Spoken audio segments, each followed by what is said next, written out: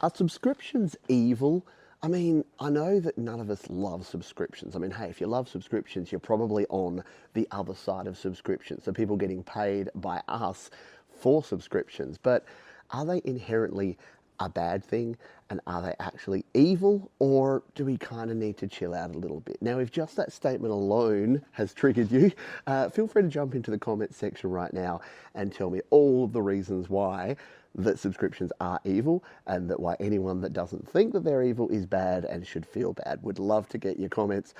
Go put them there now. But if you're still here and you're still listening, I wanted to actually have a deep dive into subscriptions, go into a little bit of the history of them, and then maybe look to the future and see, are we stuck with these forever? Will we ever own our own stuff ever again? Or is this just the new normal? Hello, my name is Pete Johns. This is the Studio Live Today podcast, where my goal is to talk about a topic related to music in the music genre and ballpark. And this week, we're tackling subscriptions and to a lesser extent digital products, because I would make the argument that none of us have owned any of our digital products for decades now.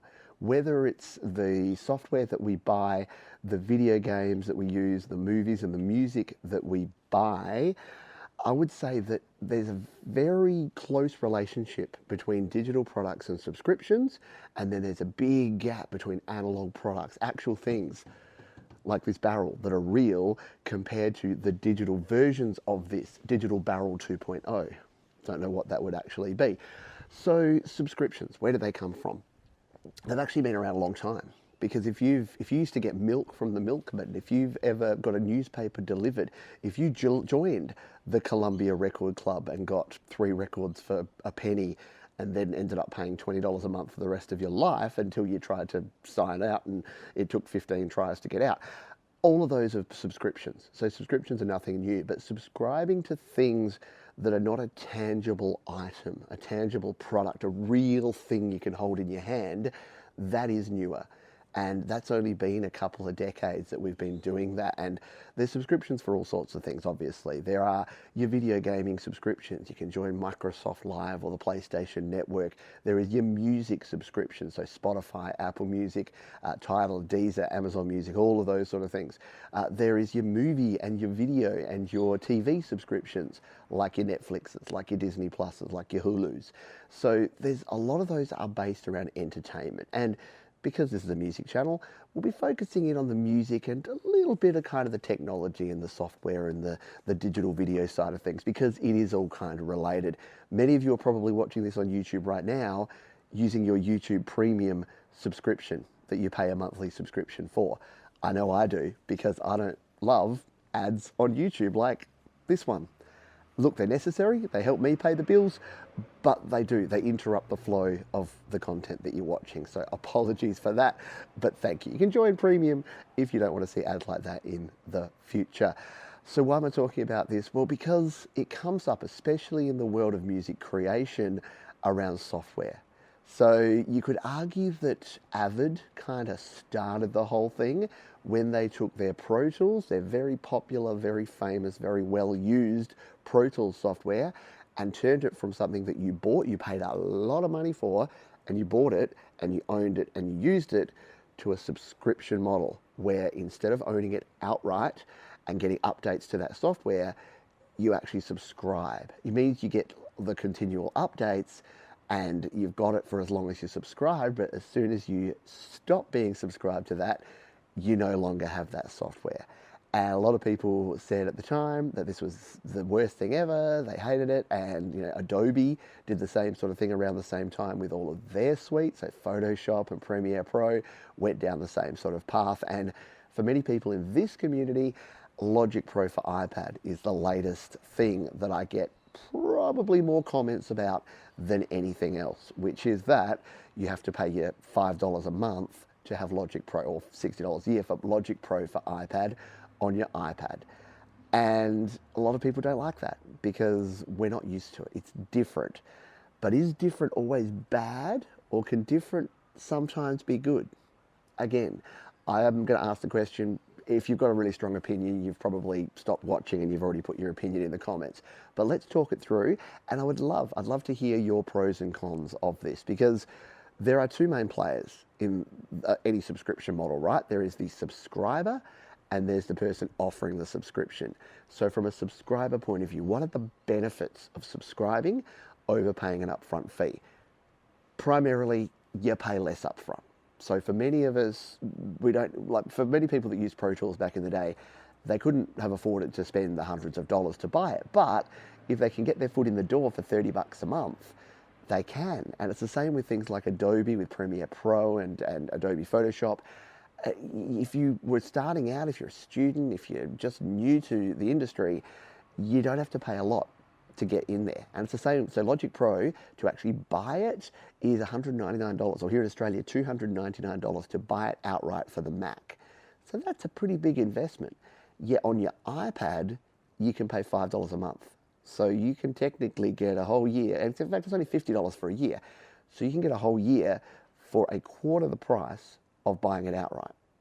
Now, the flip side of that argument is, after 4 years, you've paid as much, and then you'll continue paying, and you'll pay more than what you would have paid otherwise.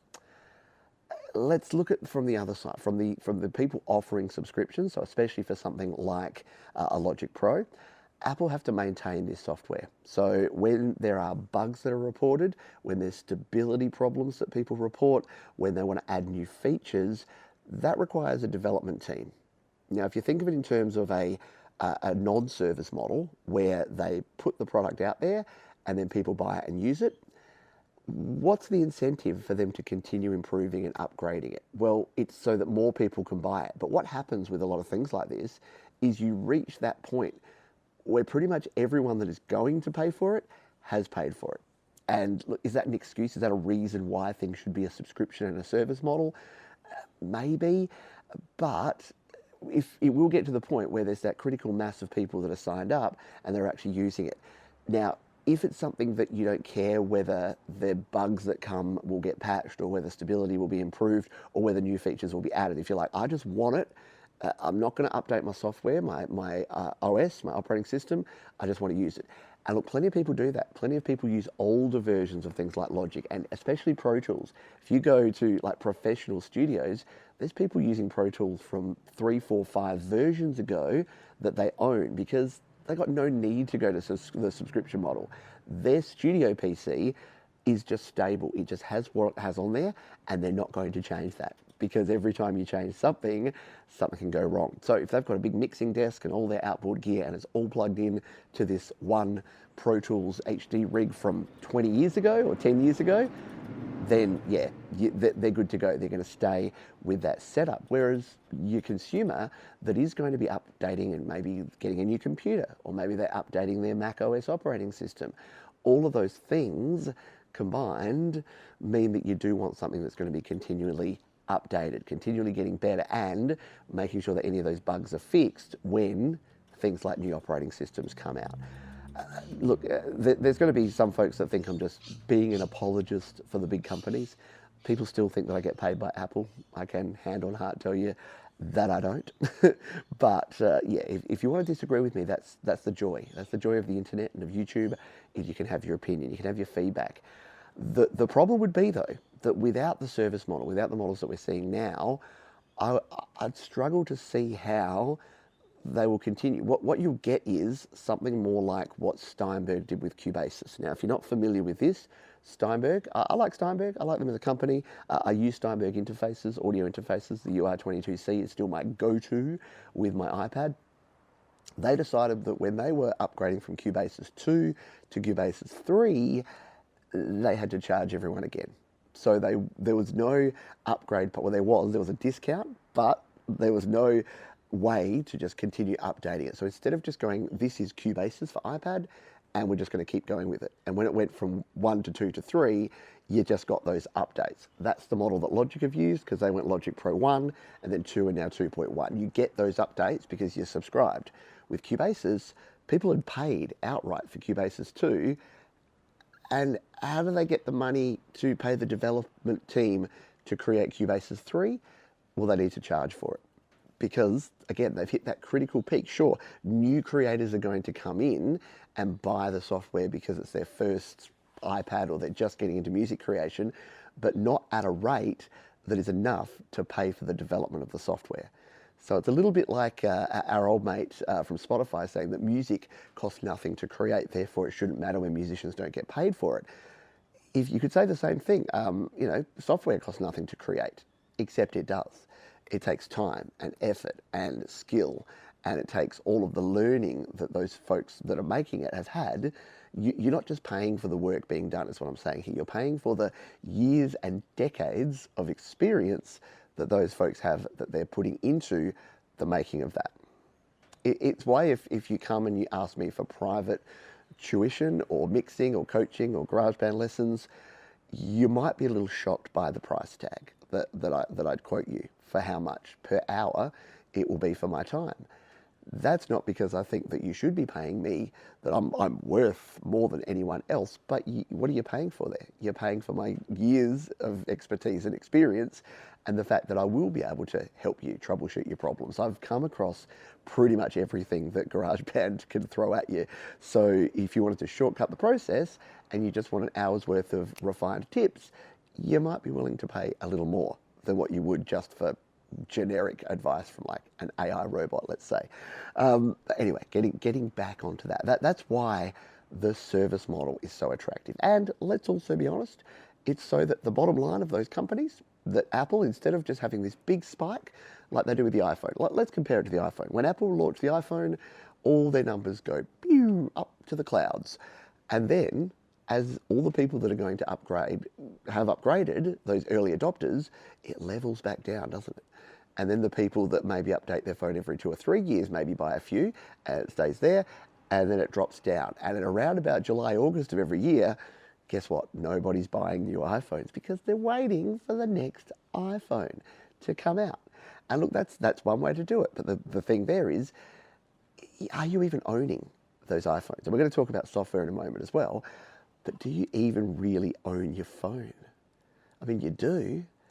But if you're using a phone that's an iPhone 8 or an iPhone 10 or 11, it's kind of reaching the end of its life, isn't it? Because you're going to find you can't update to the latest software. You can't use the latest stuff with it. Now, some people will say this is the companies doing built-in obsolescence, where they're deliberately making it obsolete. I wouldn't say so, but hey, speculate away. Nothing. The only thing better than a theory is a conspiracy theory or something like that. But yeah, you will find that you need to upgrade and update. And that's why, again, my whole premise here is you kind of don't own anything anymore. Whether it's a digital product or, in the case of a phone, even a real product, you kind of own nothing. So I need a little drink. It's a lot of pollen out here. By the way, we'll just pause here for the moment and say thank you for being here. If you enjoy just random rants like this, talking about topics, or if you want to learn a whole heap about creating, recording, and releasing music, don't forget you can head over to studiolivetoday.com. From there, you can check out the gear guide. You can become a Patreon member. You can become a member of the YouTube family if you would like to do that as well. Heaps of ways to keep informed, including my weekly newsletter, studiolivetoday.com/email. Make sure you're on that one. You'll find out all of the shows when they are going live, and you can keep up to date with everything.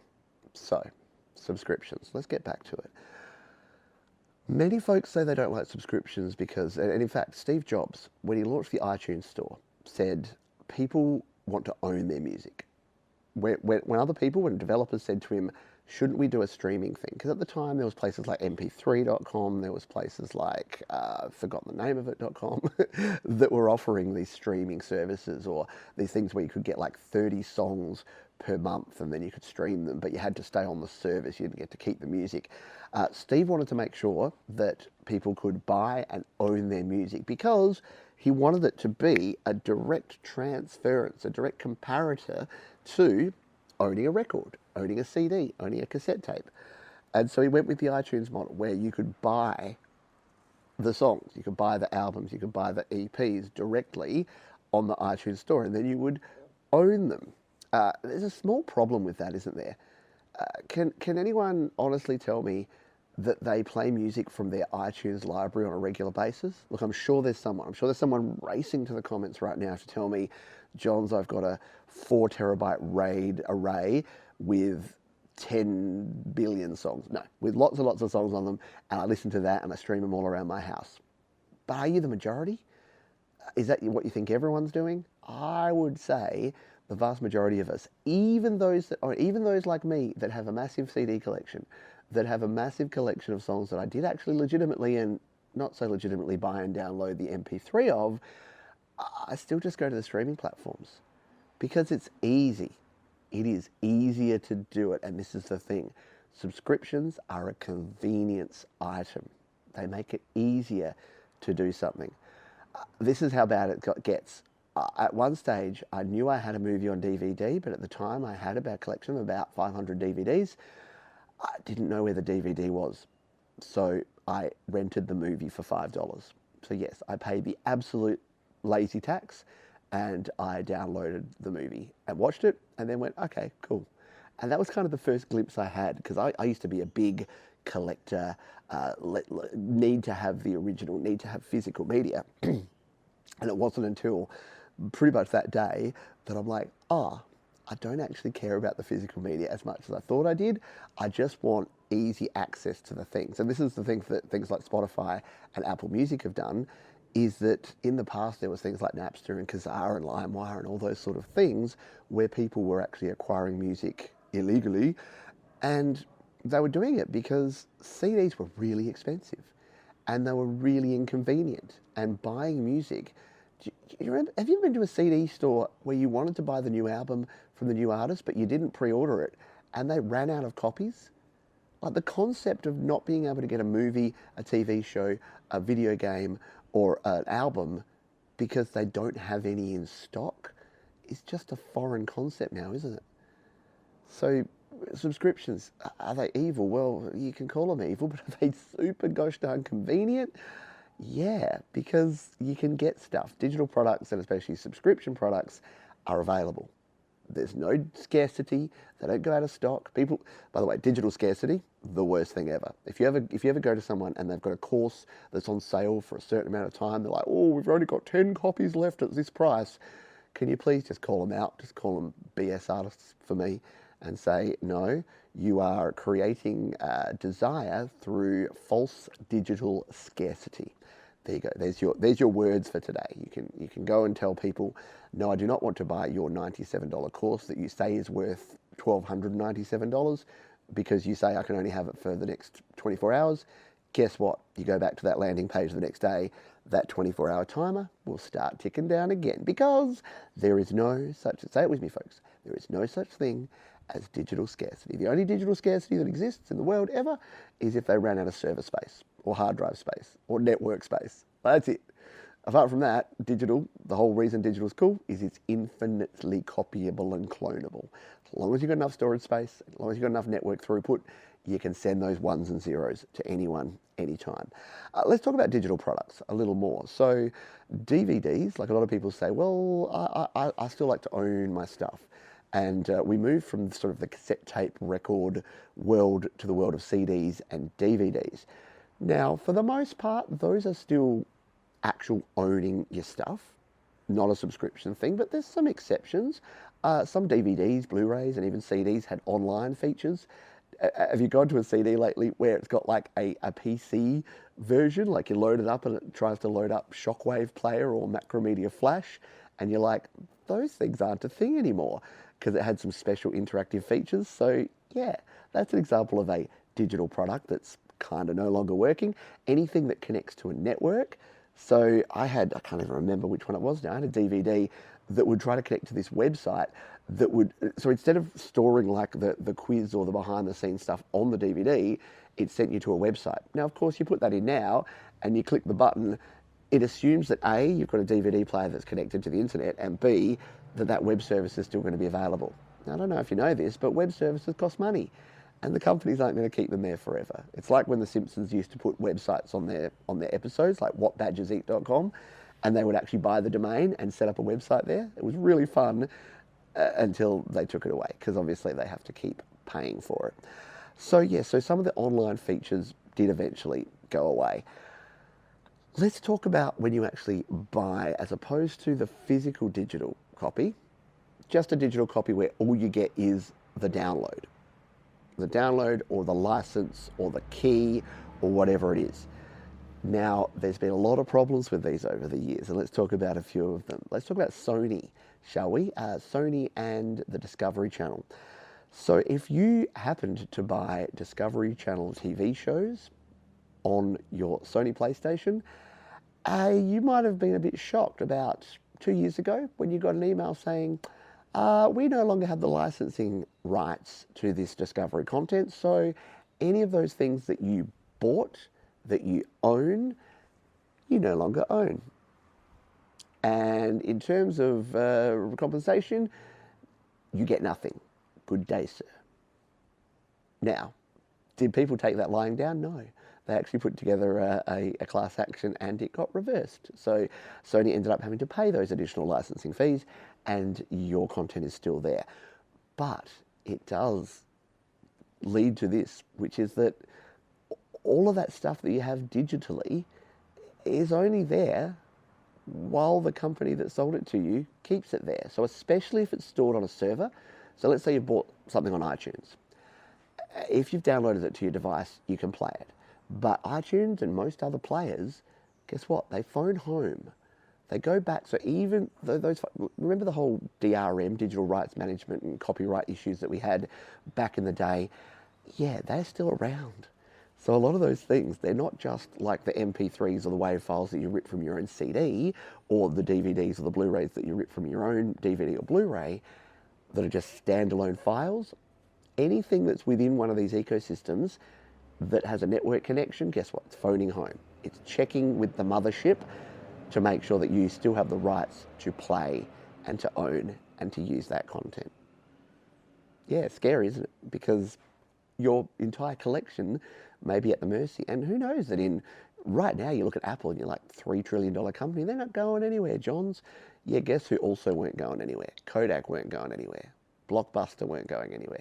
Can you imagine if Blockbuster had a buy movie online service and you bought a whole bunch of them and you didn't have them downloaded, or you did and it had to dial back to the Blockbuster server?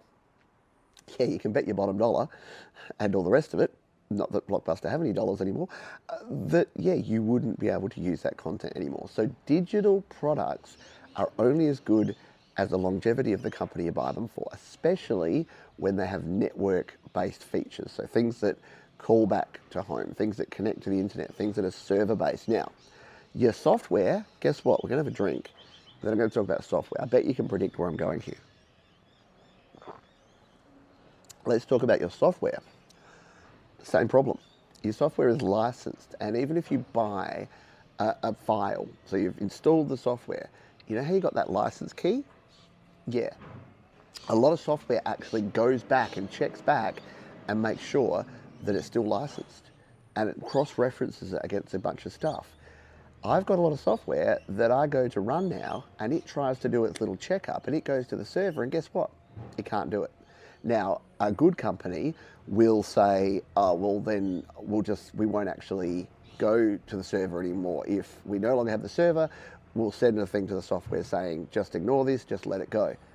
But not all of them do. Yes, the bin truck's coming. Hopefully you can't hear it too much because I am using the JBL wireless microphone, brought to you by JBL. Not sponsored, but I've been trying it out and it is really cool. Like it does reduce the background noise. I don't have the noise reduction on because it's pretty quiet out here apart from the bin truck. But yeah, if you'd like to check this out, I'll put a link in the description. You can go check it out. Where were we? Oh, and I'm in my backyard too, because my wife just did up the backyard here. Got the nice wine barrels, and we've got it's just a beautiful beer garden here. And it's I'm like, I've got to record the podcast. I could do it in my stuffy studio office. Or I could sit out here and kick back. So that's what we're doing. What we're talking about, yeah, software. So you've got your licensing and your keys and the digital callback in there. You've also got this little thing called compatibility. So I don't know about you, but I've changed my computer and my operating system many times. When I first started recording again, I used a piece of software called Cakewalk Music Creator 7, which is on about 3 computers ago's computer. Now, not only do I not really know where that computer is, if I loaded that software and started trying to use it, it was a Windows XP piece of software. It may or may not work on Windows 10 or 11 or whatever Windows version we're up to, and it sure as heck won't work on my Mac because I now use a Mac.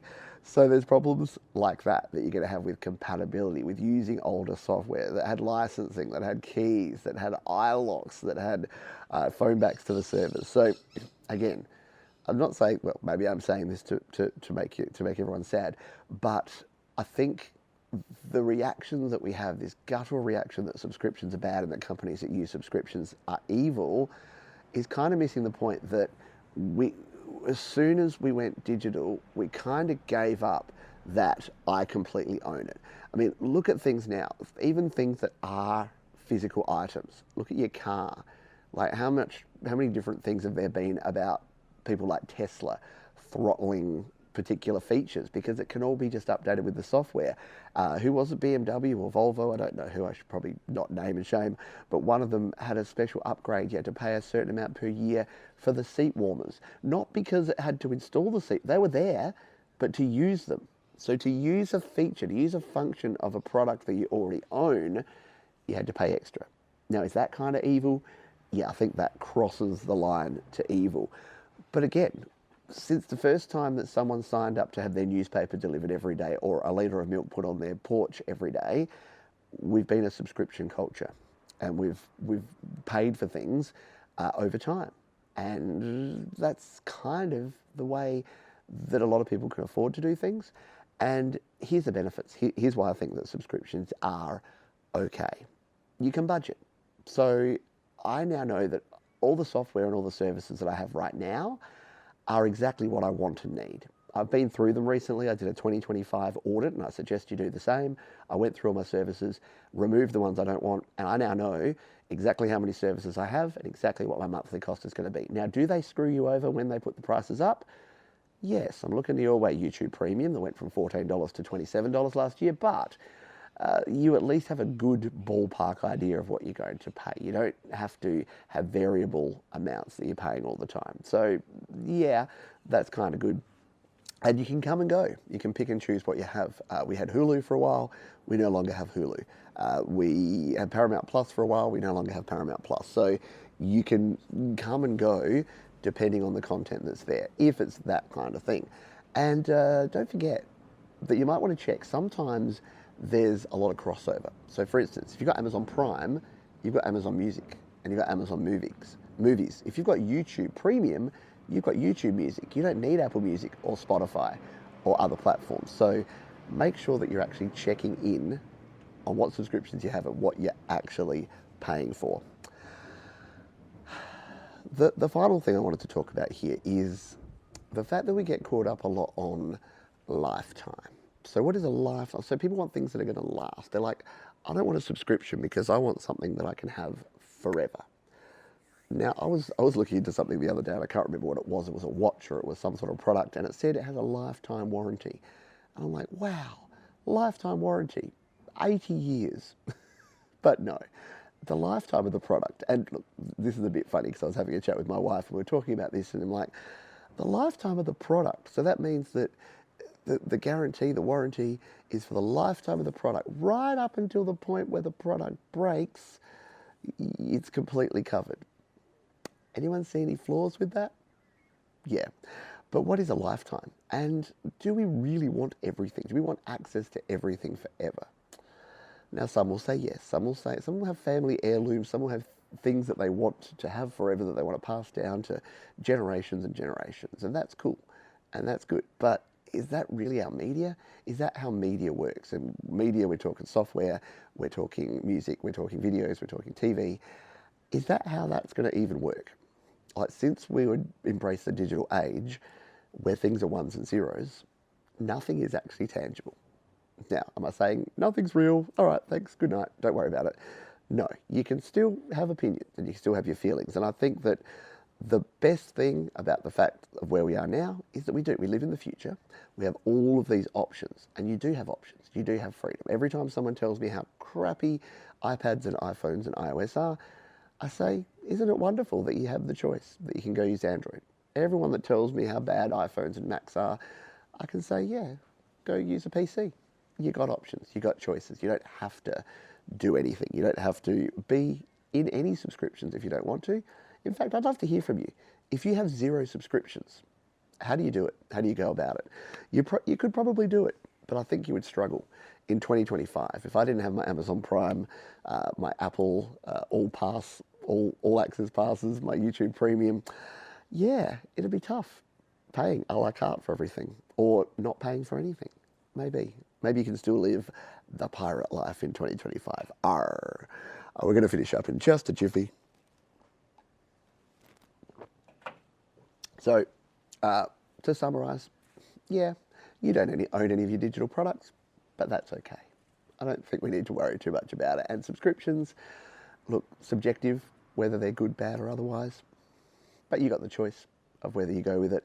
And again, if you're a music creator and you're using GarageBand and you don't want to pay the Logic Pro subscription fee, still plenty of people making amazing music using free software, whether it's GarageBand on your Mac or your iPhone or your iPad, or Reaper on your PC, or I don't know, what do you use? Caustic? Is that a free one on Android? Someone will tell me in the comments. Then you can still do stuff. You don't have to. You don't have to suckle at the corporate teat. That is going to do it for this one. Once again, thank you for being here. If you enjoyed it, if you like rants like this, you can hit a thumbs up button. Do leave your comment if you haven't already. I'm genuinely interested. You might have noticed this, that I went, here's why they're good, here's why they're bad. Corporate good, corporate bad, corporate greedy, corporate good. Yeah, I'm a bit of a fence sitter from way back. So you'll find that if you watch me enough, I try to give a holistic view without getting all clickbaity and ranty. At least most of the time. That's going to do it for this one. Please, folks, be kind to yourselves this week. Be kind to others. Keep creating. I'll see you next time.